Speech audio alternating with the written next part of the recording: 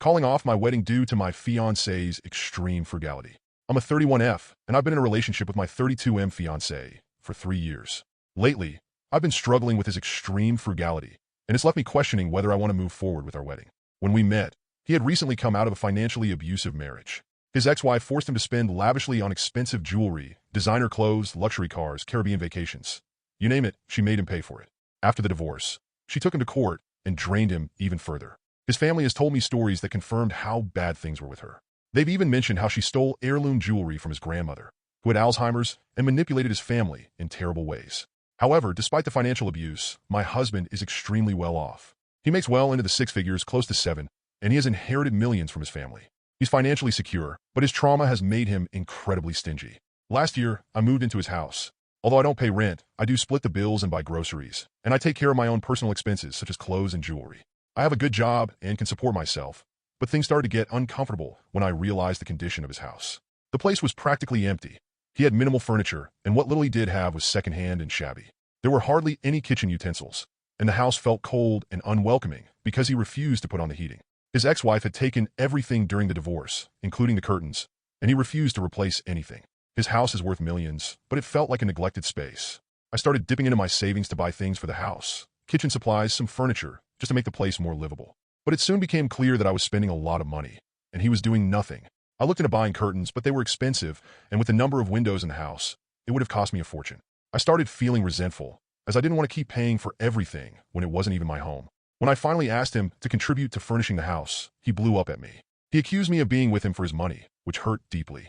I pointed out all the things I'd already paid for and reminded him that I've been covering a lot of the costs for gifts, trips, and household expenses because he refuses to pay for anything. His reasoning? He wants to make sure I'm not with him for his wealth. The reality is if we were to break up, I would be left with nothing. The house isn't mine, and I've already spent a significant amount of my savings making it livable. I told him I'm fine with a prenup, but I can't shake the feeling that I'm being used.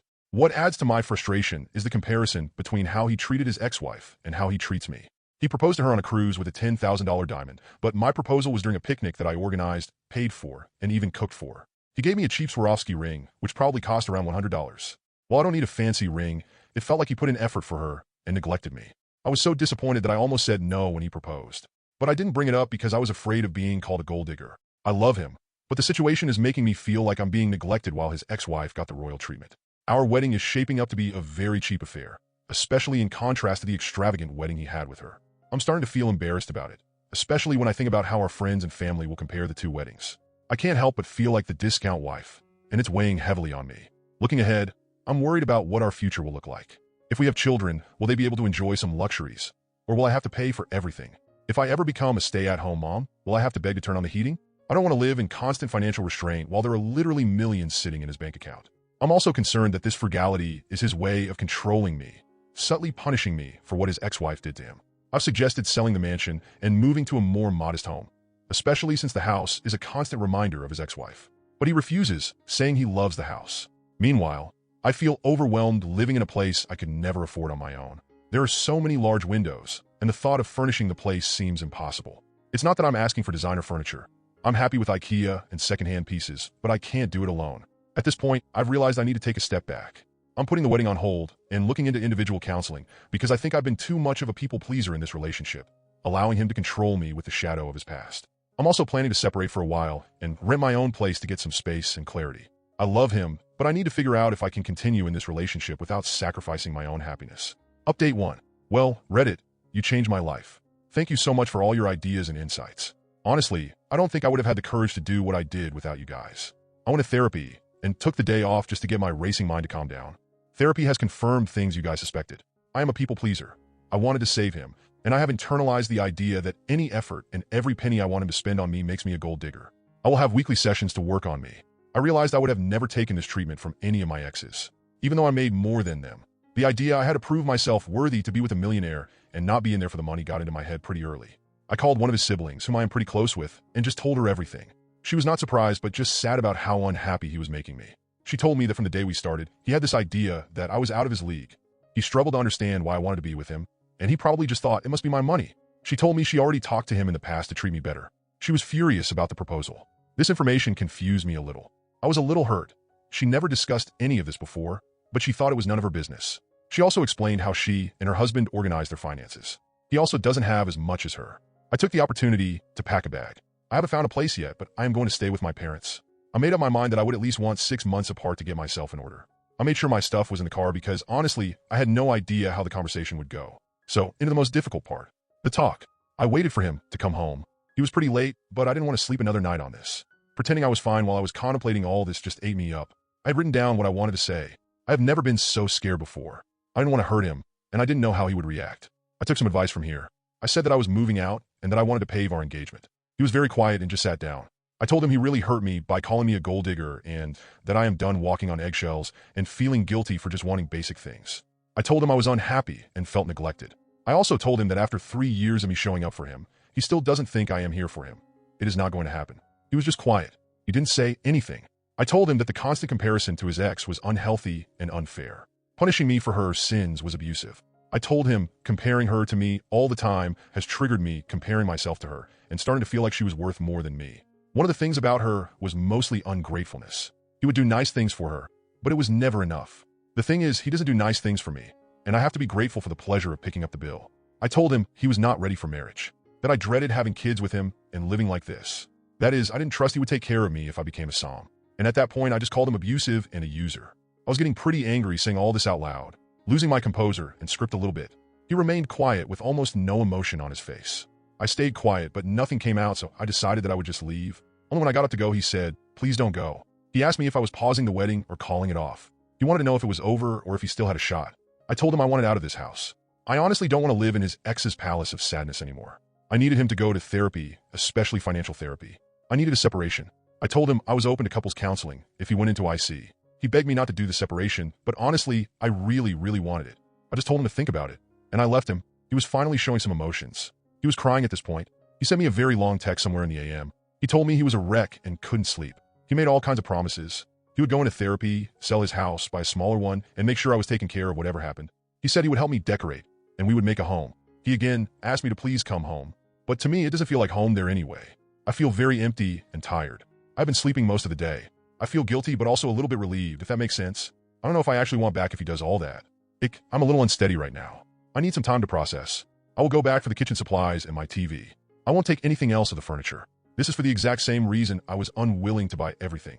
His house is huge, so the couch is huge. I can't take it. Update 2. So as I said, I left. I'm looking for an apartment I can afford. My parents are helping out. I am living with them and saving up. I'm not closing all doors, but as for now, we are broken up. I have no contact. The first week, he transferred a large amount to my account. It really rubbed me the wrong way. It just showed me that he still thought that money was what kept me here. I deducted the couch I left and transferred everything else back. I asked for no contact after this. He has been respectful of it, and I feel free at the moment. I felt guilty for my needs, for wanting to be taken out every once in a while. The longer I am out, the harder I realize it was abuse. I have an autoimmunity problem, and the cold house caused it to flare up. Even after that, he kept turning the heat down. He would rather have me miserable than pay what? $100 extra at the end of the year? The last thing I heard is that he put the Palace of Sadness on the market. I've seen the ads, so happy he's going through with that. I heard from his sister that he is in therapy. I am happy for that, and I hope he keeps that up. He is keeping his promises so far, but I need to see real change. And even then, I really don't know. I'm building my own life by myself. Thinking about getting a puppy. If I give him another shot, it has to start all from scratch. I want to start dating again and take it slow. Therapy is really a good idea. I now know I was just bringing this on myself as a people pleaser, savior.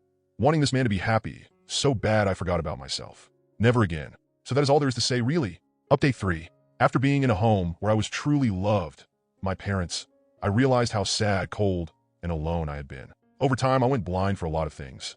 Blind to a comfortable home temperature. Comfortable with thinking about every penny spent. Feeling guilty for buying that dress I wanted for so long that was finally on sale. Feeling entitled for wanting date nights. Being treated sometimes. I started to think about what makes me happy. I love to travel and dress up to go to a nice restaurant. Throw dinner parties, entertain people, and think about Christmas gifts 6 months in advance. Have a cozy house. And I realized just how much he had taken from me with that one little sentence. Is that really necessary? Is anything ever? If you have a roof, food, bed, and a TV, you're there, right? Is travel necessary? Is having nice clothes necessary? Is a shower necessary? A haircut?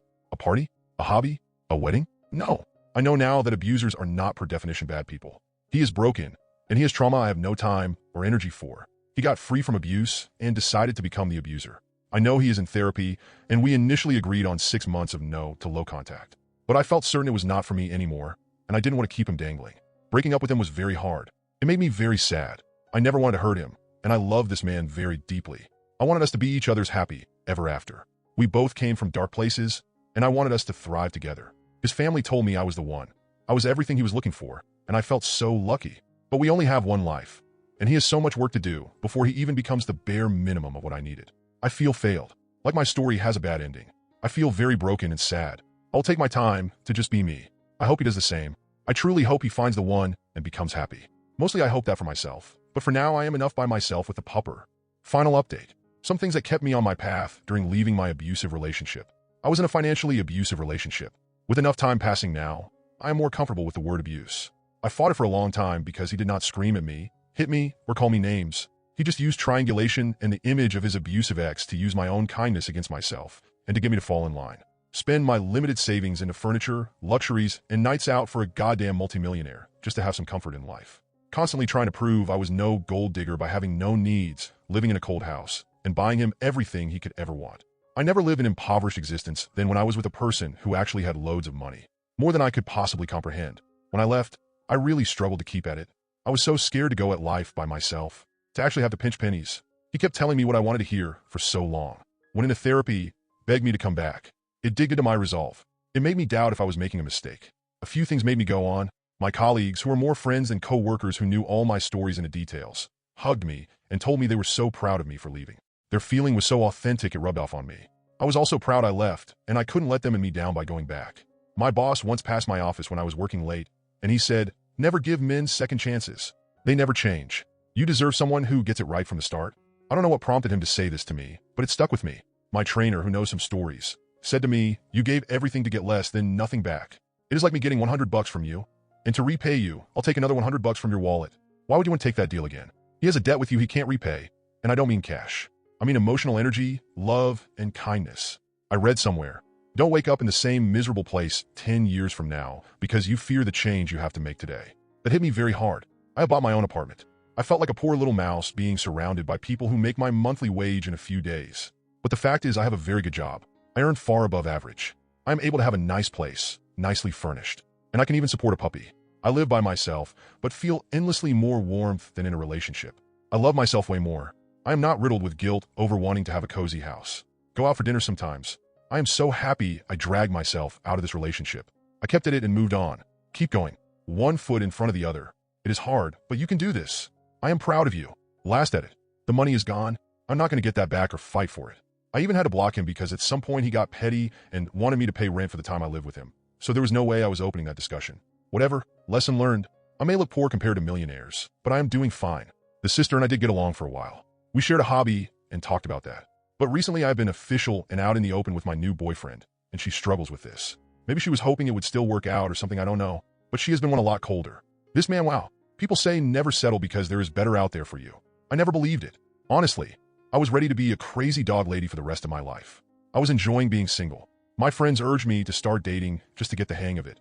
He was my third date. I went against my will and was 100% not into it. But when I saw him in real life, OMG, sparks flew like never before. I am in my 30s, so you would have thought I experienced it all. He is everything my ex was not. He is kind and caring. Cooks me dinner. Gets flustered, but is grateful for gifts he gets. He treats me to dinners. Will not even allow me to go Dutch on it. He has planned and booked dates and trips months in advance, even before we were well and good officials. Buys me gifts. He is not as wealthy as my ex, but he makes a good living. His income is comparable to mine, but he treats me like a queen. And between me and you and all Redditors that dig this deep in the comments, the lovemaking is insane. I guess giving people gives everywhere freely. So please take away to never settle. Ever. Trust the process, babe.